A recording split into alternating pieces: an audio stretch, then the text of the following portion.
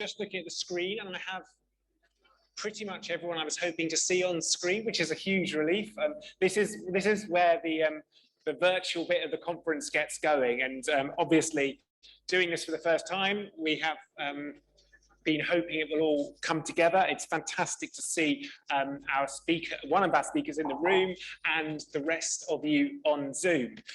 Can the speakers all hear me? Just give me a wave if you can hear me fine. Brilliant. So fantastic to start the debate on the challenges that I talked about a few minutes ago. And our first challenge is a strong economy for all. We're really delighted to be welcoming a panel of some fantastic political and expert economic speakers. We're going to hear first from Jonathan Reynolds, who's recently appointed the Shadow Secretary for Business and Industrial Strategy. Can I see, is Vaughan there? I hope we'll be joined by Vaughan Gething, who's Minister for Economy in the Welsh Government, well known to many of us in his role earlier in the pandemic as the Health Minister for Wales. We're going to be hearing from Pettifor from Prime Economics, a really influential economist on issues of particularly macroeconomics, but a really important economic commentator in the UK. But then we will be hearing from Peter Bofinger, who joins us from Germany, a former member of the German Council of Economic Experts, who will be bringing us the Europe-wide perspective as we try to widen out our debate from the insular UK politics and talk about the challenges all our economies face across Europe. And then we'll be hearing from Billington, who's a good friend of the Fabian Society, has spoken at this conference many times, and we'll be talking from UK 100's perspective. They're the network of local authorities committed to fast action on climate change to make sure we bring sustainability to our debate on strong economy. So let's kick off with Jonathan Reynolds. Johnny, would you like to begin by offering your thoughts on a strong economy for all? Andy, thank you very much for that kind introduction and for the invitation today. It's great to see this conference still be, I think, the premium political event for the left to begin the year. And of course, thank you for all the support you gave me in my last job at Work and Pensions, where I think the Fabians' work was absolutely crucial. And I'm hoping to continue that relationship with you in this new role, of which I am very excited about. Could I also just say very briefly at the beginning, just a word of tribute to our late colleague Jack Dromey, because Jack really did represent the kind of championing of British workers and of British industry that we very much want to be integral to the agenda that we are going to put forward. And I think it's nice to reference Jack in that. 5 minutes, Andy, to articulate a new economic settlement. It is a fairly tight assignment. So let me say very briefly where I think we are, what we need to do, and then how I propose that we will get there. And I think we have to start with where we are, because it is simply a fact to say if there was to be a Labour government this year or next year, the inheritance that we would begin with is not a good one. I mean, every economic indicator that this country has that is available to us right now is unfortunately heading in the wrong direction. Our long-term growth rate is poor. Our productivity growth since the financial crisis is appalling. Wages are stagnant, a conversation about 2 lost decades of wage growth. And inflation is clearly very high and rising. And just to rebut a few of the favourite claims from the government, I mean, obviously the government tries to portray the growth rate next year as some sort of endorsement of it. I mean, the simple truth is if you have fallen the furthest, you have the most to rebound. But actually what we need to consider is what is the longer term projection beyond that? And clearly that should be of huge concern. On employment, the government started this week saying there are more people in work in this country than before the pandemic. Now, actually, how they misrepresent these things is almost an art form, but people will, I think, be aware that actually the big issue has been a lot of people who were previously self-employed registering now as employed. But I think most people would understand that those in work is the combination of the two. And the big story in the labour market is there are 1 million fewer people in work than before the pandemic. So yes, unemployment has thankfully not hit the kind of levels that a lot of people would have been concerned by. But effectively what we've seen is people not going back into work, but having had the experience of the pandemic for whatever reason, have said they don't want to go back into the labour market. And so that is a huge issue for the future. And finally, yes, there are lots of global factors and things like inflation, but our exposure to those is the responsibility of this government. And I would say very strongly that the position we were in going into the pandemic was not good enough. It should not be one that we are comfortable with, whether we look at child poverty, public services, or most of all, that endemic lack of investment and regional inequality. We've got to have a bigger level of ambition than that. And where there is government policy, it actually, I think, frequently makes things worse, not better. I mean, I said in Parliament this week in our opposition day, if we used to worry that industrial strategy was about the government trying to pick winners, actually this government strategy is better articulated as kicking winners, whether that's the perennial culture wars, attacking universities, whether it's the Brexit deal that has put a lot of bureaucracy in the way of British exports, or frankly, not giving the market access for financial services that was promised at the beginning. We've seen industrial strategy torn up where it did exist from the previous Prime Minister. And where there are interventions, I would say they're ad hoc, they're sporadic, and where there's firm policy like free ports, that is ideologically driven rather than any sort of basis underpinning that. And fixing that is our job, and that is exactly what we are going to do. And what makes that so important for us, obviously these policy issues in themselves are huge ones for the Labour movement, but we know that the public's assessment of whether they trust us is in many ways dependent on whether they believe we can deliver on that agenda of better jobs, rising wages. They don't doubt our compassion and our desire to improve public services, but they want to know we can grow the cake to begin with. And that is why this agenda is so important. To be frank with you, in 2019, our manifesto didn't give people that confidence. But I would also say that if you look back to the last Labour government, I think many, even the key players in that government, would advocate today a different kind of political economy than the 97 government initially adopted. I think issues around industrial strategy, net zero, they require a more active state, a more interventionist state, if that's the language you would use, than was commonly held back then. If you see our first intervention of the year around energy prices last weekend, I think you will see in the proposals for a windfall tax and direct government support for energy intensive industry, as well as protecting households, the kind of political economy we seek to put forward. And I would also say, by the way, that the vaccine and the development of the vaccine and the production of it is another good example of that. So what should the building blocks of that be? Look, you've got to start with industrial strategy. It's not about returning to the 1970s. It's about the state taking the long view. We are not neutral. I'm not neutral about whether we succeed in aerospace, in automotive, in steel, in chemicals, industries that are essential to our employment base. And other countries aren't neutral on that either. They're not passive, and neither can we be. That's got to be on a strong institutional basis. It can't be something that even one government to another can rip up. If we're to get that long-term confidence, that secure investment, we've got to be able to provide that confidence, and we aren't. And on net zero, look, that cannot be achieved in this country at the price of offshoring emissions. Well, on paper, we have a very good story about how the UK has led on emissions reduction. Obviously, if you factor in our imports, that goes up by about 40%. Now, we should have pride where we've had success, but we've got to be clear about what we are talking about, because we won't carry the political support for net zero unless we do that, but also it would be of great cost to ourselves. And I think you do that with detail. The Green Steel plan I inherited from Ed Miliband is a great example of that. Direct things around hydrogen and jointly funding electric arc furnaces. We've got to give people the confidence through that detail. Competition law is a massive issue. I think in tech, we've got to acknowledge for the first time as a world, we face global monopolies. And I think the Biden administration has actually been very good in terms of what they have started on this. I think we've got to look at the role and the powers of the Competition and Markets Authority. I strongly support what they've done around Facebook and the acquisition of Gething, and I think there will be more issues like that going forward.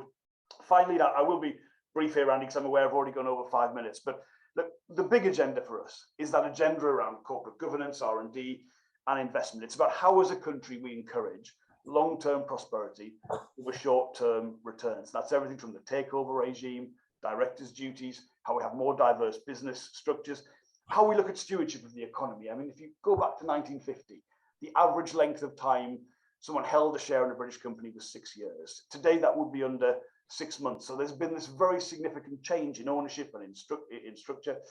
I know when you're knocking on doors looking at a manifesto, no one's going to be saying, I want to know exactly what Labour's saying about directors' duties in the Companies Act. But these are the building blocks of how the economy works. And of course, when they go wrong, whether that is Thomas Cook or Carillion or BHS or Sports Direct, that's when they become very big political stories. But it's not about how you respond to those, it's how you ensure they don't occur to begin with. And on things like private equity, look, I share a lot of the concerns that people in this audience would have around how we've seen a lot of asset stripping. But the issue there is about the time frame. It's about how, if you take over a company and run it in that way, if you're looking for quick returns in 3 to 6 years, you're going to be asset stripping. It's about how do you get that longer term projection through the tax system, through your regulation that delivers those big results. Finally, Andy, let me say, look, I think this agenda, obviously it's a vast political challenge, but it's also very exciting. It really is, and it's everything. If the levelling up paper from the government is going to be about local government reorganisation, well, look, I'm up for a conversation about local government any day of the week, but that's not what this is. This is about jobs and prosperity and growth, and it's got to be in this space. And myself and Rachel and Keir personally, we are absolutely committed to this. I think the Labour movement in the main is very much united around these issues, and we'd very much like the party and activists attending a conference like this to be part of that conversation and see it as integral to what the next Labour government has to do. Thank you.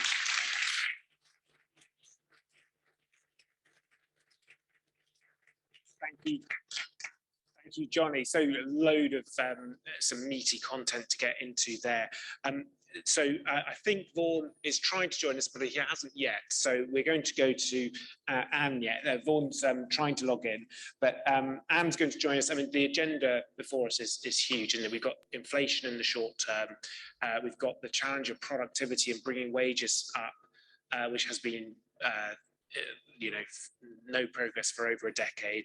How to bring more equality to the economy, how to reduce our carbon emissions, and how to rebalance geographically.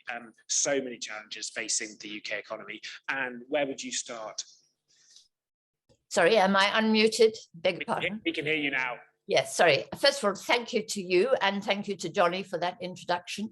And also thank you to Johnny for mentioning Jack Dromey and his role in defending workers' rights from Grunwick all the way through to the workers in Birmingham at Range Rover and so on. And we miss him very much. But I wanted to come in on that precisely, which is that the way forward, in my view, for Labour is to be arguing for full employment of skilled and highly waged workers. High wages, high skilled, high wage labour market is what I think Labour should be arguing for. And I have argued for that for some time, but I've been rebutted with the argument that actually we do have full employment. Well, we don't. Right now, unemployment is still at 4.5%. And the problem with the nature of work is that it's insecure, part-time, and less so actually since the pandemic took hold, but nevertheless still very insecure work, part-time and low paid.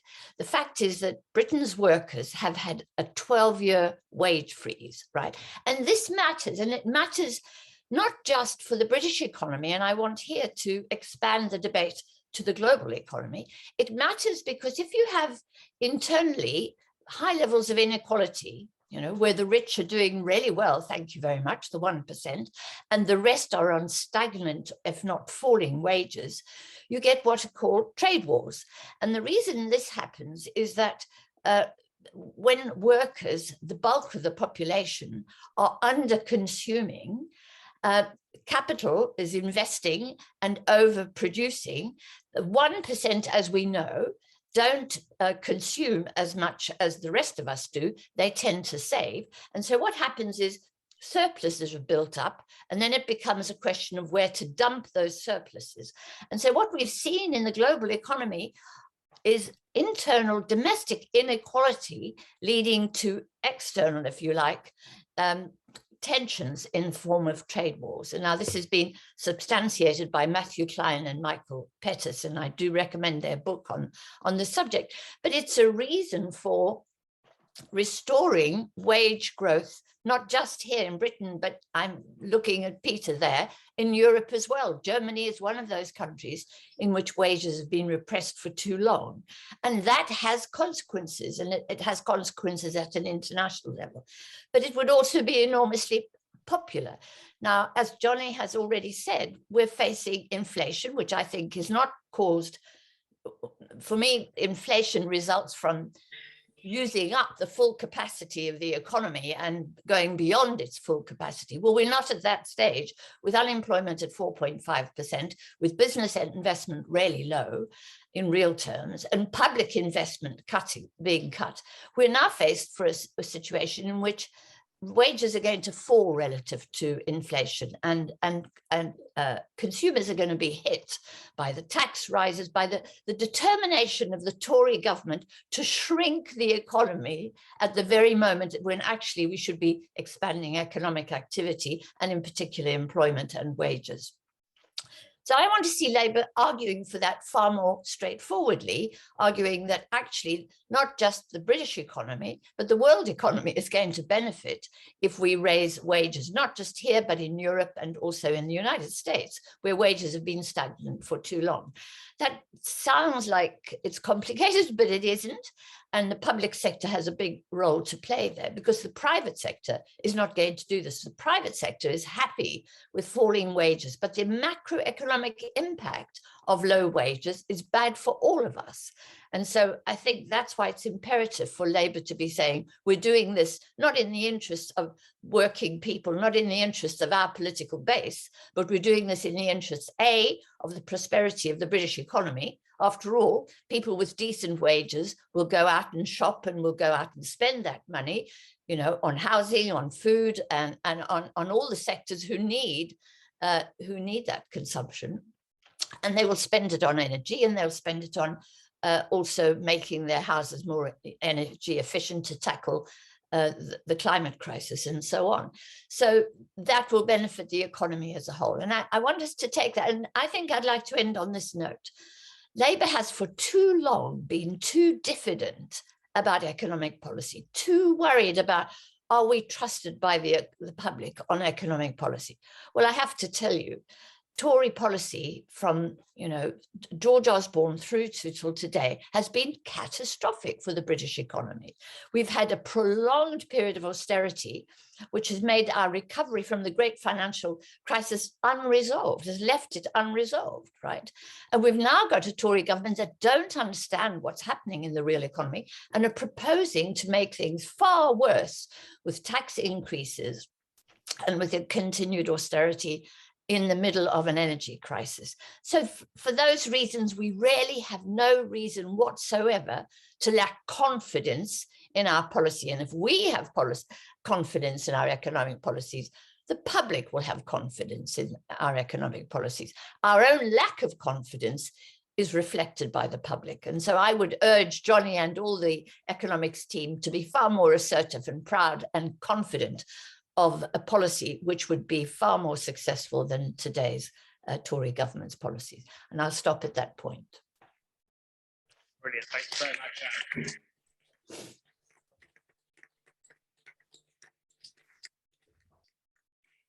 Great. Well, let's widen it out a bit and go to Peter to have some reflections on, you know, so many of the challenges we face in the UK are shared by economies across Europe.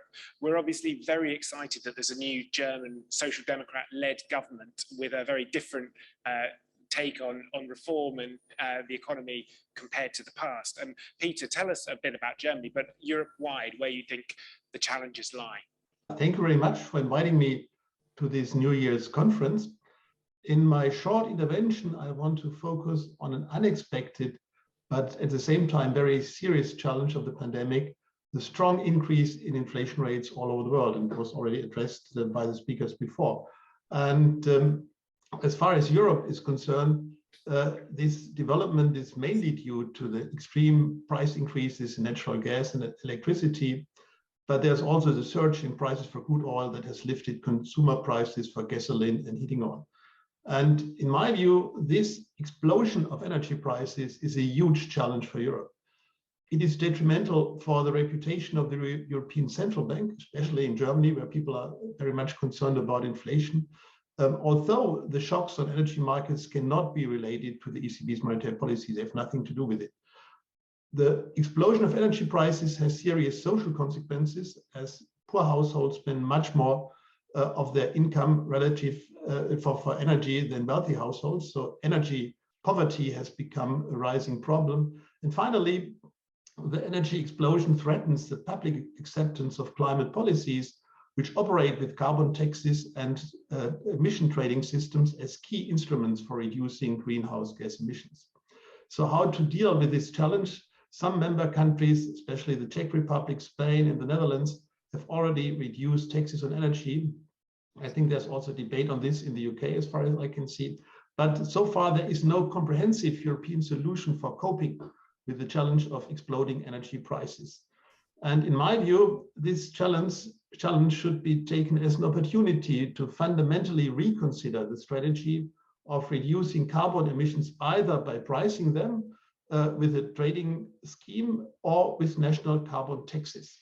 And at first sight, the idea of internalizing the costs of pollution by putting a price on it is very intuitive. It was developed 100 years ago from the famous Cambridge professor Arthur Cecil Pigou, and there's a broad consensus among economists from all schools of thought that this constitutes the best practice for reducing greenhouse gas emissions.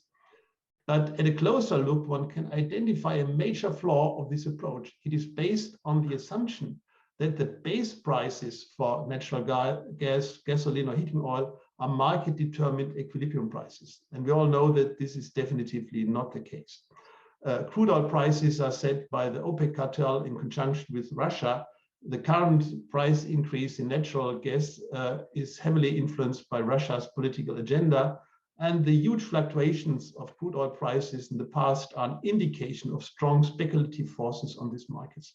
And I think there's no reason to expect that this will be any different in the future. So the question is, if you have such volatile base prices for energy, does it make sense to operate with fixed carbon taxes and at the same time with auction prices for emission certificates? And in my view, the current public discontent with high consumer prices for energy indicates that this is probably not the best way to decarbonize our economies. What is needed from a climate policy perspective are energy prices for households, but also for industry that rise steadily and predictably over the medium term. So what we need, in my view, are adjustable carbon taxes that at least partially offset the volatility of base prices. This would imply in the current situation that carbon taxes could be temporarily lowered without jeopardizing the medium decarbonization target. And if the supply situation normalizes, this reduction could be terminated again. And if in the future crude oil prices or natural gas prices might fall more sharply, carbon taxes could be increased to keep consumer prices on a stable trajectory over the medium term. Revenues from such compensating taxes should be passed on to low-income households. So what about the emissions trading system? Due to the higher demand for coal and also probably due to speculation, the price of allowances has increased by more than 250% since the beginning of 2021.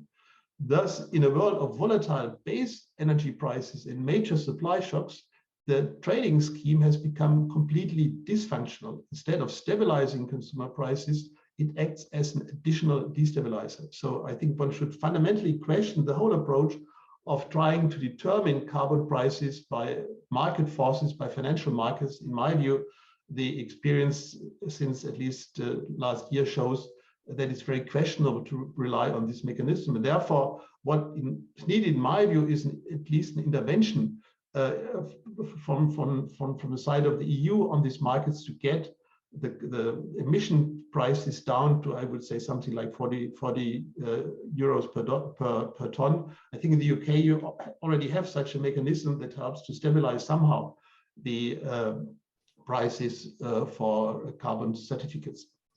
So in my view, there's no doubt that consumer prices for energy will have to rise in the medium term if we are to reduce carbon emissions significantly. But to make this approach politically, economically, and most important, socially acceptable, carbon prices must act as a stabilizer that ensures stable and predictable long-term consumer prices. And as we see today, this goal cannot be achieved with fixed carbon taxes or even with destabilizing market prices for allowances. In other words, if we want to avoid a failure of EU climate policy, we need a paradigm shift in carbon pricing. Instead of being rigid and destabilizing, carbon prices must become flexible and stabilizing. And I think such a new paradigm would also help the central banks. It would make the job for the ECB much easier. And of course, it could also be an important contribution to make it easier for households with low income to deal with energy prices. Thank you very much.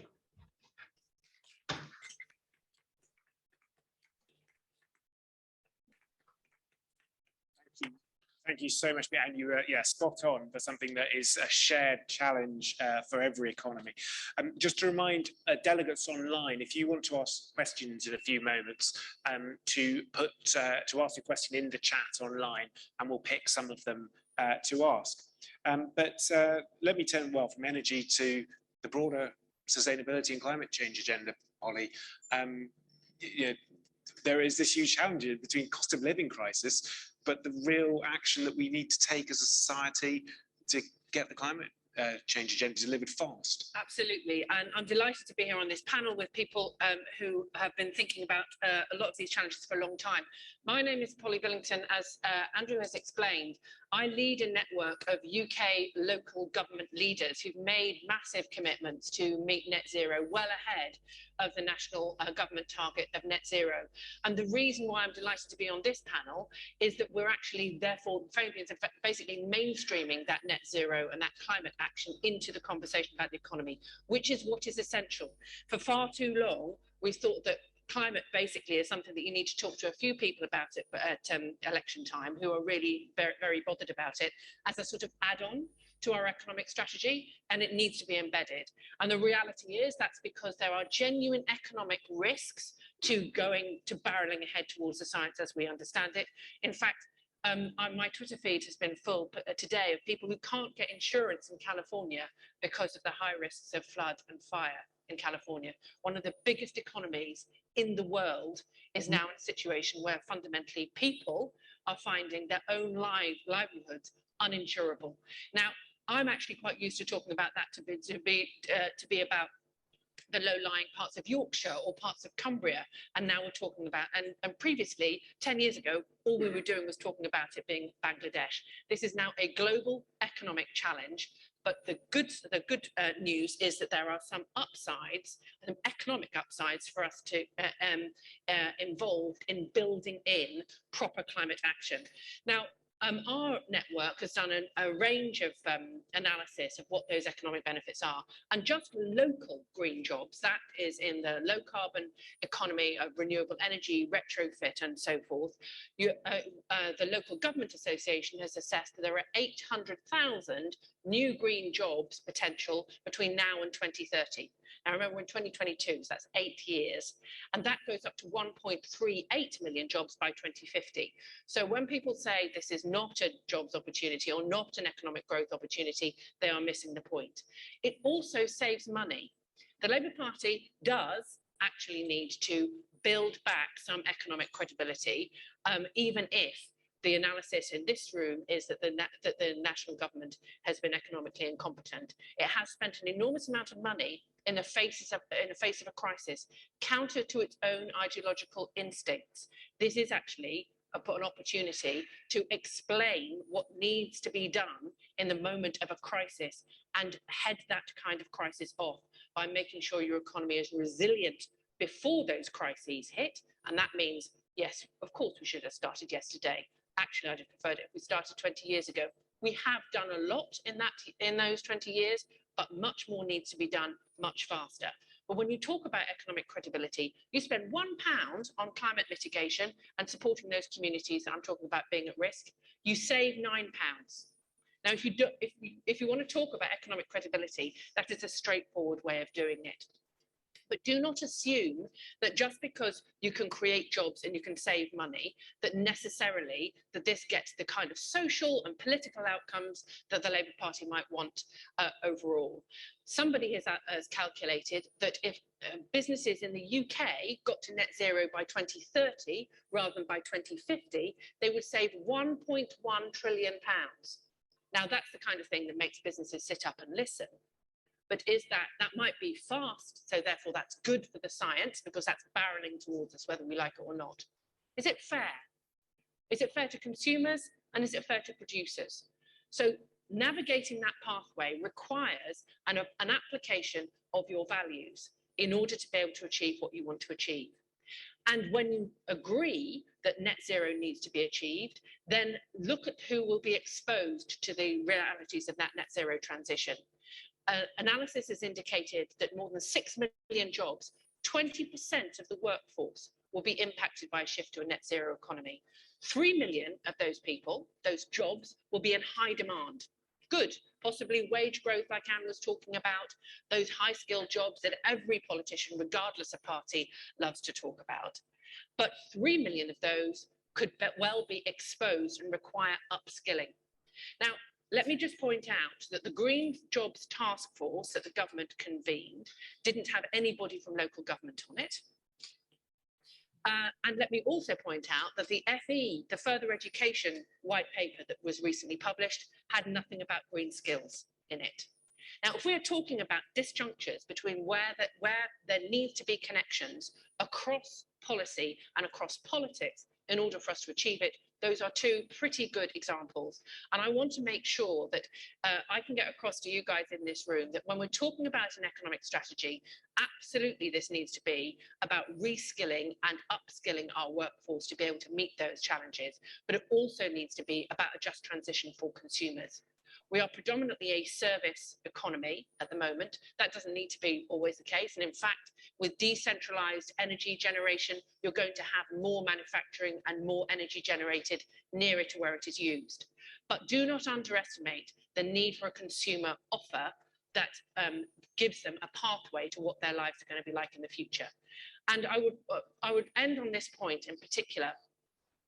We need to establish an economic and political consensus on net zero, and there is an opportunity to do that right now because of the consequences of the pandemic.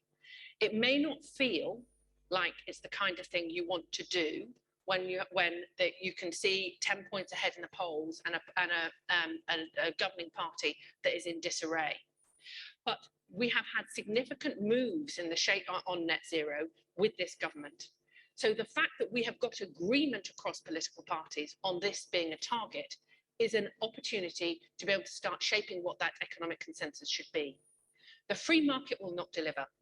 Full statism will not deliver. This is about creating and shaping markets.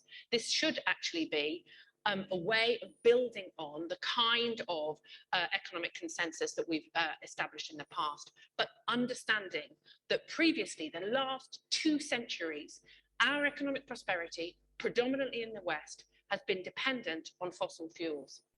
Our economic prosperity in the future is going to be dependent on us weaning ourselves off those fossil fuels, because those fossil fuels, costs of those were externalized. Going to Peter's point about the carbon price, we were just chucking that stuff into the air with no consequences for anybody until now. We're starting to see them in Bangladesh and in Bury and in Bolton and indeed in California. So let's think about how we establish that economic consensus and talk about bringing that environmental and economic strategy together. This is no longer about balancing these two things. You do not have economic prosperity without building in responsibility for the environment. I'm delighted as well to hear Keir talk about a Clean Air Act this morning. I'm also delighted to see many of our members of all political parties, but particularly the Labour leaders in big cities, acting on clean air locally. That needs to be supported. And the National Party does need to see where there is leadership in their own ranks, where people are already making decisions. There is so much that the National Party can learn on the net zero agenda from what Labour politicians who already have power are doing on this agenda, and that will be able to mean that those public health outcomes that Keir was talking about in his speech become integrated into your overall offer, establishing an economic consensus that produces good well-being and protects for future generations the kind of society and economy we wish. Thank you very much.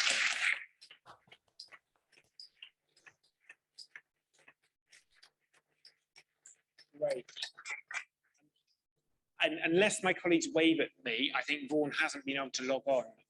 So we're going to go to questions. If he does join us, then we will, of course, come straight to him. I'm going to take a mix of in the room and online, and I'll start with the woman there in purple. Just wait for the mic so that the online delegates can hear.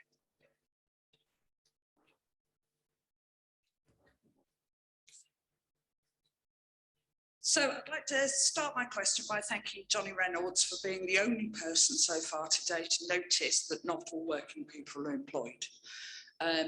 If you want to talk about security at work, well, I run a pub. I have no security whatsoever. I will be out of work and homeless this April because people will not stand up for my rights at work. I'd like rights at work. I need security at work. I'd like some equality at work. And people who are self-employed have been excluded from support for 2 years. And we are still being excluded from those conversations about how we get security, prosperity, and most importantly, respect. So where is the Labour Party's plan for people who are working, just don't happen to be employed? Great, thank you.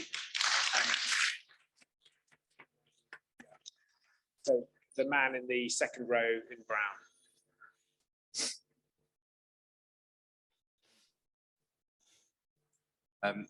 Thank you very much for the presentations and the talks today. My question just relates to how where is our industrial strategy here, and where is that in relation to some of the comments that have been made today? I work in the offshore wind industry, and lots of progress has been made over the last sort of 10 years. But where are our objectives? Where is our mission in relation to big industries which are being successful and are creating jobs such as that? Thank you. Great, thank you. And I'm going to take a question from the online delegates. This is from Peter Halsey. Can wealth taxes work? I always like short questions. Let's go back to the panel. Johnny, do you want to pick up those? Some great questions there, Andy. Let's go through them in order. Now, let's start with self-employment, because that's an absolutely completely valid and good place to start when we're talking about the employment basis. Now, look, there is no doubt there are parts of modern self-employment, which has been the big growth employment story in the UK in recent times. There are parts, only parts of it, which are a story about innovations like the gig economy, where self-employment has not been entirely voluntary or voluntary at all, where essentially I think you've seen businesses shift some of the responsibilities that have traditionally been shared between the state, individual, and the business sector itself, away from the business and onto individuals or just the state. And obviously that animates a lot of us on the left. We see inequality and fairness within that, and we're quite right in challenging that. But I am very clear, as the questioner said, that you cannot simply treat everyone who is self-employed as a victim. Some people prefer the autonomy that comes from self-employment and the power over their own working lives. There are many people, the reason I'm in this nice backdrop here, I'm visiting the Northeast this weekend. My brother-in-law is an electrician who traditionally in any other phase of British history would probably have been directly employed, and now he is self-employed. We've got to understand that. We have not spoken traditionally a language that has, I think, been heard by people in that position, and we've got to be aware of that. So the challenge is absolutely right. A key component of our overall economic strategy is that increase in employment rights across the board. That's everything from what we've said around sick pay to making sure people have full employment rights from day one and extending those to new sectors. It's clearly harder around self-employment, but there are clearly inequities in the current level of provision relative to taxation for self-employed people. So I can guarantee you that is a big part of our thinking, and clearly that's something we have to get right, both in policy terms, but again in language as well, and make sure people recognise that what we're saying is relevant to them. And the second question on industrial strategy, well, look, where we're at as a country on industrial strategy is nowhere, because we've seen, wasn't perfect, but that initial work under the Theresa May government ripped up, and we're supposed to get some sort of, I think it's called the plan for jobs or plan for growth from the government, which frankly I am not waiting on with tenterhooks whatsoever. The question you mentioned, offshore wind, right? Now, offshore wind is, I think, the prime example of where things can go right and the power that can be wielded by the state. And I think Polly used a good phrase when she said, the free market won't get us where we need to be on net zero, but neither will full statism. And offshore wind is a great example of that. I was one of our shadow energy ministers in 2015. Back then, we commissioned offshore wind farms at around about 3 times the cost of gas generation per hour of electricity generation. Now we commission them without subsidy at all. And that has been generated by some very intelligent policies. Pretty much the only thing that the coalition and then the Tory government kept from the last Labour government was that framework around how we set a subsidy system in place and we interact with the private sector to deliver the outcomes that we want. And it's an amazing story. I would never have said in 2015 we would get that kind of progress that we have seen on offshore wind by 5 years or 6 years on. But I'm afraid we just don't have enough stories like that. You know, it comes down again to what I said at the beginning. This country has the lowest rate of business investment, private investment, non-state investment of the G7. That is integral to why we have seen, you know, the worst productivity growth in 250 years in the UK. And we've got to welcome the successes, but we've got to acknowledge that there are fundamental problems with how our economy is working at the minute and the institutional architecture we have in place to deliver that. So I think it's got to be a very clear, it's not about the state, like I say, picking winners or directing where they think the success of the future is. It's about the architecture you put in place. I think that's got to be on a statutory basis. I think we've got to use the examples like offshore wind that have been successful, but build on those across a range of sectors. I saw a question in the online chat. You might be coming to Andy saying, yes, it's all right to talk about traditional manufacturing industries. What about the industries of the future? I would say politely, industries like steel, they're not sunset industries. They're really not. They are integral to modern economies. There's a correlation around the world between how big your economy is and the size of your steel sector. The only country that breaks that rule is the UK. And that's for poor public policy reasons. So there's huge opportunities in life science and AI. But let's not somehow think that some of the strengths we have as a country already, whether it's chemicals, pharmaceuticals, or steel, where we have it's just some sort of legacy issue that we're going to, you know, pass into the night as we move on. You can make good policy work for everything, but it's fundamentally the problems facing, you know, offshore wind or net zero industries are the same as in other parts of the economy. It's poor investment, it's a poor business climate to see those long-term decisions made within. And I think we can address all of those in the industrial strategy that we will adopt as a Labour Party. And finally, on wealth taxes, I'll be very brief. This government, the one we have at the minute, we often say is a high tax government because it is a low growth government. But where the burden of taxation falls is a key part of that. And I have believed for a long time, and certainly in terms of the contemporary situation, that essentially the taxes on productive work are far too high relative to, you know, the income that comes from rents and asset bubbles. And I think that's something, again, which is widely shared. So I think, yes, there's a role for a much greater variety of taxation. And fundamentally, the reason we oppose the big rise in national insurance that's coming in April is that it is an unfair burden. It is obviously, we want to see more money go to health and social care, but it is not a reasonable proposition to put that forward and raise that money in the way the government has. We think it can come from other sources of income. Rachel has set that out, and I think that's an absolutely fair criticism to make. So yes, they can be part of this. Great, thanks, Johnny.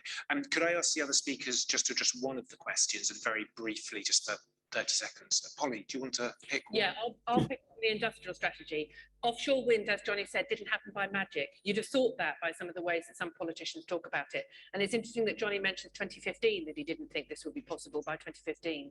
The foundations of our offshore wind industry were laid in 2008 and 2009, before the great financial crash. And when Gordon Brown and Ed Miliband and others in government said, we're going to have a new North Sea industry, not oil and gas, it's going to be offshore wind.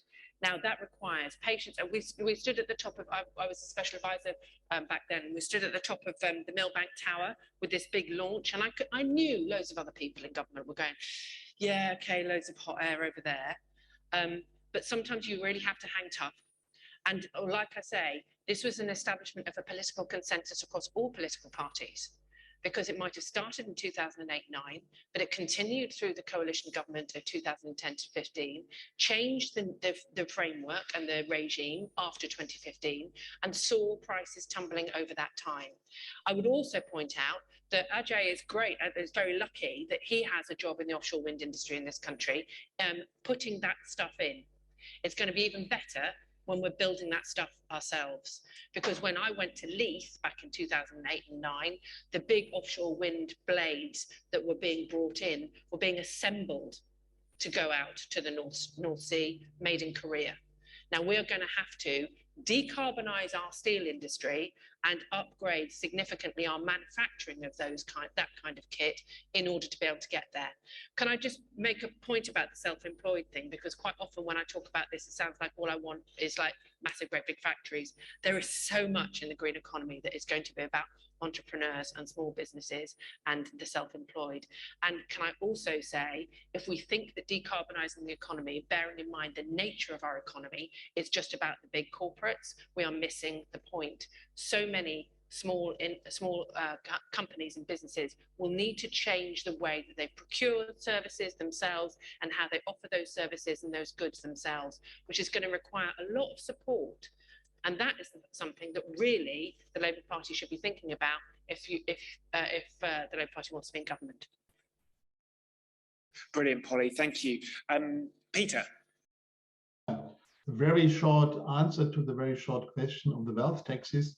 In my view, wealth taxes are difficult to administer, and I have therefore a strong preference for progressive income taxes. I think they have the advantage that you only have to pay the tax when you generate income, and you can have the same effect that you can have with wealth taxes, and I think they are much easier to organize. Therefore, I would always have a favor for higher income taxes.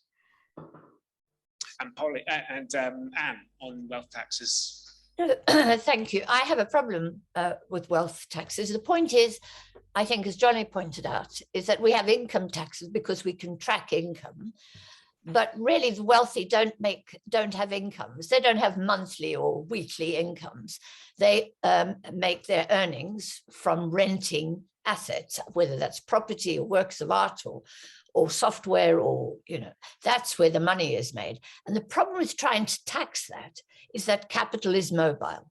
Thanks to, you know, deregulation, we, and the Labour Party has been part of this, have agreed that taxes should be free to move across borders to tax havens like Ireland and so on.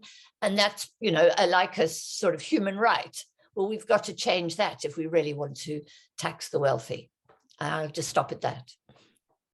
Great, and I think Vaughan can join us audio only. We've been struggling to get him on. Vaughan, are you there and can you hear me? I can hear you. I don't know if you can hear me. I can, so go ahead. Brilliant that you can join us. Well, it's a pleasure to be with you finally. It's bizarre in that I use Zoom several times a week in a number of different fora, but this morning it's fallen down. But I did manage to get my son to his football on time, so it's a score draw, as it were. Look, I've managed to hear some of the discussion, and so I'll truncate the remarks that I would have made just to try to make a couple of points about where we are. You know, I was the health minister, so I've been through the teeth of the first stage of the pandemic, and then the economy minister now looking at how we try to recover as I hope we're coming towards the end of the pandemic. But I think there are quite a lot of lessons for us about what's happened outside the pandemic, and it's a really big challenge for us. I mean, I get to meet with UK ministers on a whole range of topics, from international trade, to the labour market, to energy, and levelling up, although we still don't know what that means, of course. And there really isn't a plan for life after Brexit, let alone life after the pandemic. It isn't that there's a plan that we disagree with, it really is hand to mouth. And that's a really big challenge. It'd be much better to have a plan that I disagreed with rather than no plan at all. And there's still a large amount of cakeism. We'll be fine if only everyone else just agrees to let us do what we want from the UK government centrally. And that also includes devolution. You know, we have really big questions, I think, as a UK party about what our approach to regional policy is in a devolution era. That's regional policy in England, as well as Scotland, Northern Ireland, and Wales. And there's been this deliberate attempt to undermine devolution. So the Internal Market Act is a straightforward assault on devolution. There are regular attempts to undermine and take away powers that have been devolved more than 20 years.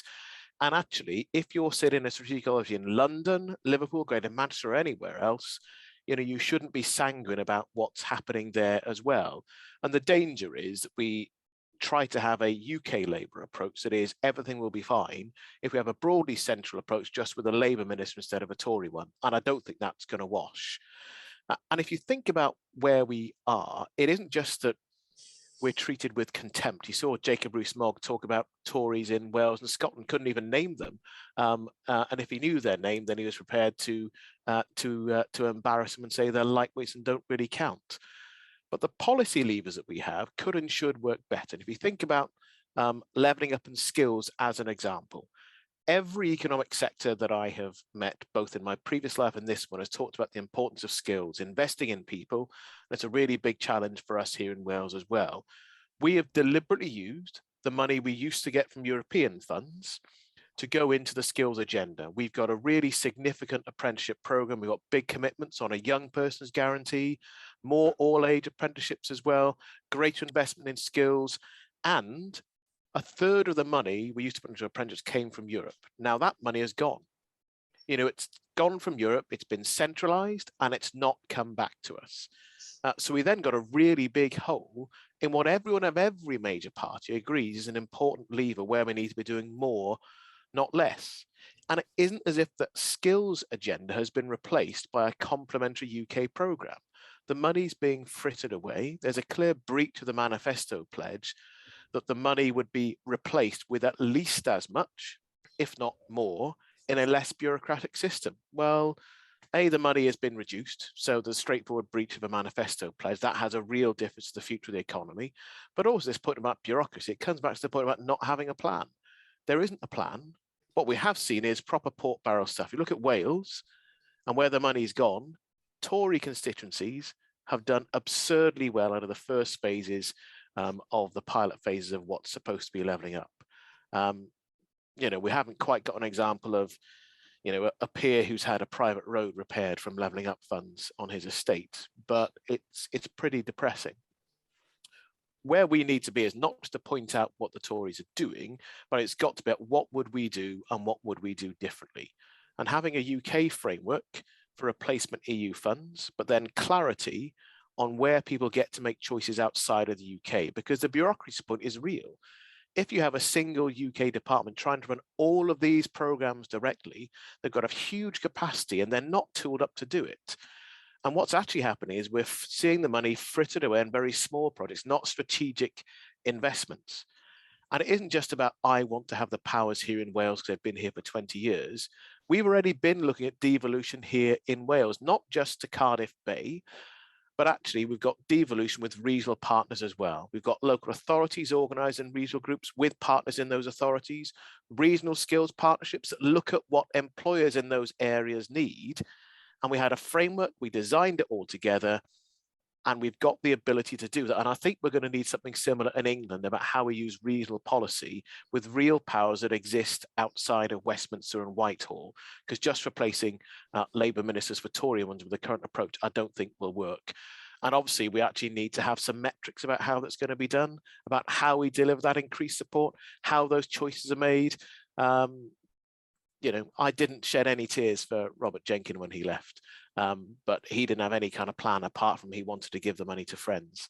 And we have got to have a proper plan that is better than that, not just because it's politically the right thing to do, but actually businesses want to see that too. And I just say one thing about opportunities. I agree with a lot of what's been said already about the opportunities for renewable power generation. There is a really big economic opportunity here. And there's also, we could decarbonize the way we generate power and not get a great deal of economic gain. There's no guarantee we'll enhance manufacturing ability, because we could, on fixed offshore wind, down on floating offshore wind, which is coming, we could end up buying all that stuff and have it floated across the sea on giant platforms after it's been made in France and Spain. And we'd lose all the value of that. We'd just be servicing what other people have created. And I do think that there needs to be some active policy, and crucially from a Wales point of view, that means a partnership with the island of Ireland, because there's a huge potential in the Irish Sea and there's more than enough economic gain to go around on both sides. If we don't do that, if we don't take account of the importance of our nearer trading relationships, we will see decarbonisation, not on the pace I want to see, but we'll lose out on much of the gain that could be made. And the transition for people who will get knocked over, if we don't manage that, will mean that we don't see those people benefiting. So the transition process will be difficult. and we could end up finding ourselves in a worse position, not better. I'll stop there because I know we're partway through the session, and I see if there are more questions to come. Brilliant, Vaughan. We are going to have to wrap up very soon, I'm afraid. What I'm going to do is I'm going to ask the speakers to be ready to give 30 seconds of wrap-ups, and I'm going to just take 3 very short questions, one in the room. So let me take, I'll take the woman there in red. Just a very short 1-sentence question, please.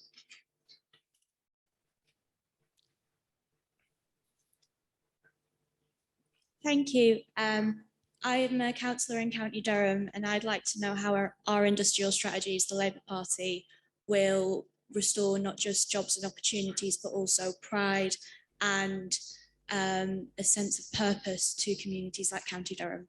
That's great, thank you. And then I've got a question from John Bazadine, which is, should expanded and affordable childcare provision be prioritised to enable more parents to continue in their employment and expand the UK workforce?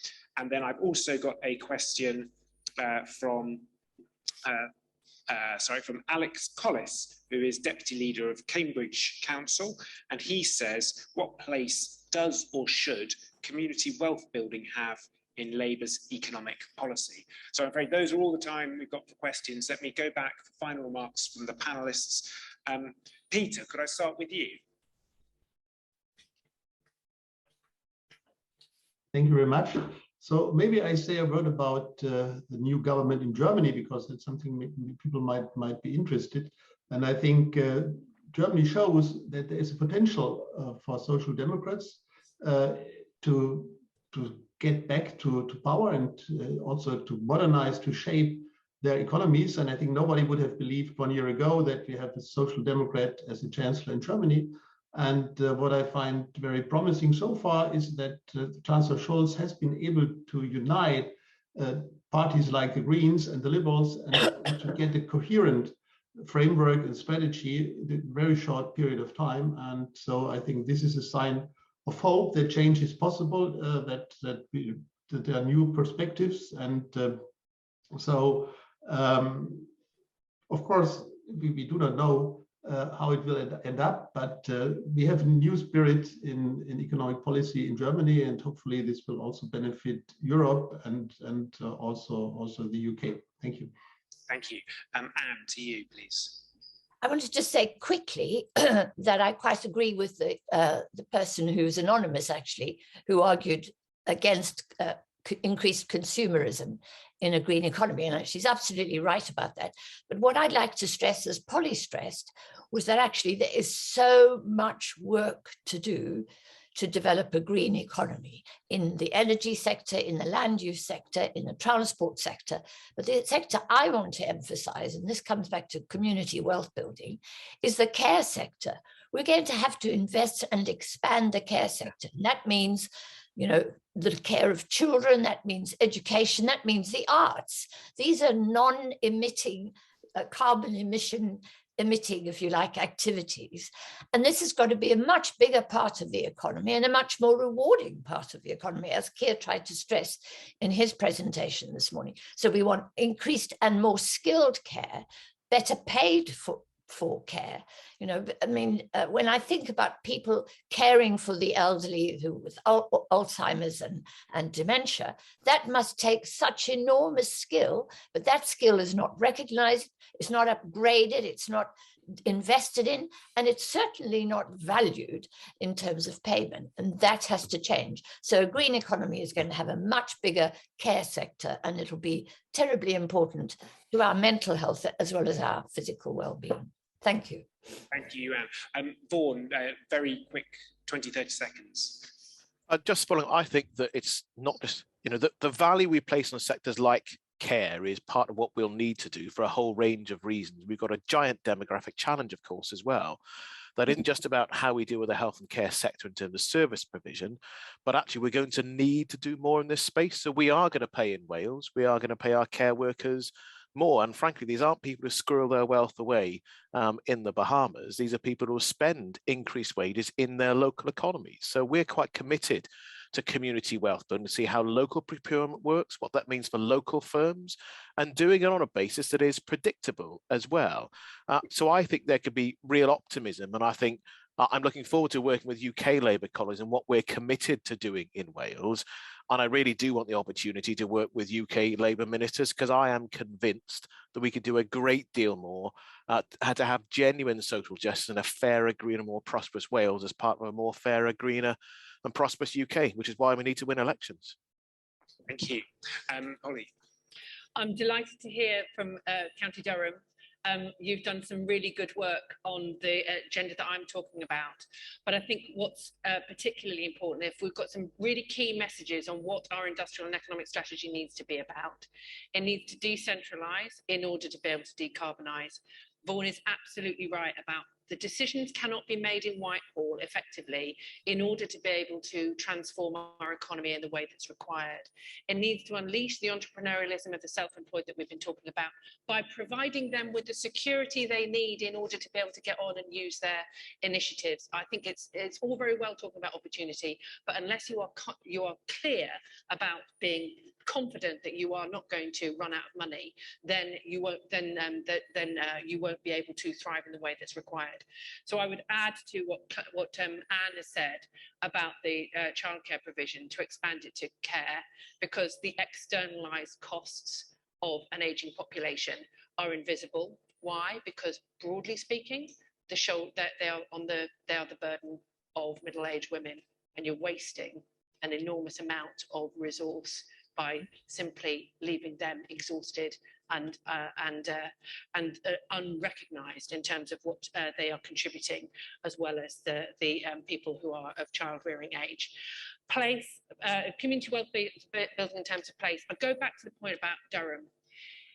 We need to decarbonise in places. I was talking to people from there the other day who were saying, well, everybody drives around here, so it's all very well you talking about your buses and your active cycling and so forth, but everybody drives. I said, yes, but you've also got Nissan building electric vehicles there. We need to be doing more of that, and we need to be understanding how we can build an economy that gives people opportunities in places like Consett and Pettifor and all of those places who can say, yes, I will have the dignity of my forefathers who built for the prosperity of not just this kingdom, but this country, but many others, of howking out carbon out of the ground. And now we've got to find another way of growing that prosperity. There is an enormous amount of potential for that, but it does require us to decentralise, devolve, and give people back some of that power to make those decisions in their own communities. Great. And plugs the two sessions coming up, one on climate emergency, one on family and care. So the conversation continues. Last word to Johnny. Andy, I'll be very brief, other than to say thank you and to sum up by answering the question from the colleague from County Durham, because I'm sat here right now on the edge of County Durham in Horton-Lee Spring, and exactly the kind of answer I want to give that colleague about how you connect pride in place to your industrial strategy. Well, there's a very good example not far from here, which was a big part of my childhood, which is the Nissan factory here in Sunderland. Now, we associate, quite rightly, Margaret Thatcher with lots of very bad things around here, and we'll never change our view of that. But when I hear people talk and say some things about industrial strategy, don't forget that Nissan factory is a successful example of industrial strategy, that attempt to draw in foreign expertise into the domestic car industry that has provided that dividend for that. And that, at the end of the day, is what this is about. You get pride from good work, good wages, what I call the kind of jobs you can raise a family on. And that's at the heart of this. That's why, look, whatever else we think, no one has ever felt pride in a government white paper, maybe except the Beveridge report, we'll put that aside. But certainly they're not going to feel pride from renaming a government department the Department of Levelling Up. It's about real things that matter to people, and that is real work, good wages. That's going to be integral for every part of the country. Think about, where is steel? It's in Scunthorpe in Port Talbot. Where is chemicals? It's in Teesside. Where are the glass industry? It's in St Helens. What I can't understand with this government is there is no connection between that economic strategy, that industrial policy, and the claims and aspirations they seek to put at the heart of their policy. Will be different, will be better, and the kind of things that will be integral to that are exactly what we've talked about over the last hour. Thank you very much. Thank you.